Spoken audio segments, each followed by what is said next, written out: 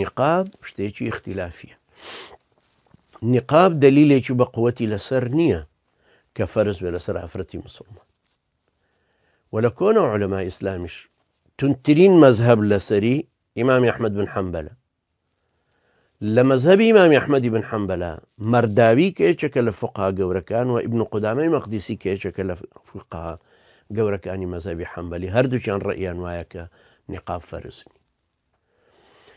پاشان ئەو دەلیلانەی کە ئەهلی خلیج هێناویانەتەوە بۆی کە نقاب فەرزە زۆرتر وەکو ئەلبانی ڕەحمەتی خوای لێبەرەوە کاک ناسری سوبحانی ئەیفەرموو تەئسیرەکەی تەئسیری نەریتی ناوچەکەیە.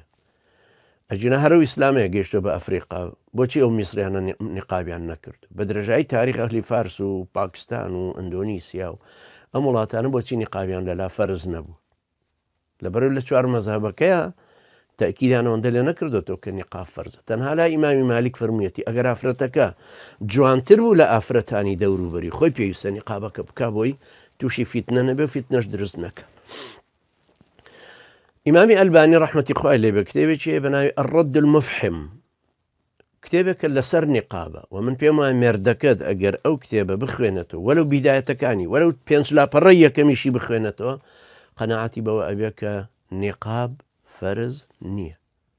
نقاب ئافرەت حڕە توانێ بیکە توانێ نەشیکە واتوانێ بیکە ماوەی کرد دوای داینێت پێشی گوناحبار نابێت کە دایێنێت عیبەش نییە کە دایێنێت چونکە ئەشێ مەسەلەن مەرحەلەی جامعەیە لە جامعە و نقابی کردو یا بالعکس لە جامعە و نقابی نەکرد یان مەسەلەن لە وەزیفەیە نقابەکە ناکە کە دێتە دەرەوە بە نقابەوە ئەڕوە هیچ ئشکالێک لەسەر نقابکردن و لادانی نییە والله تعالى أعلم.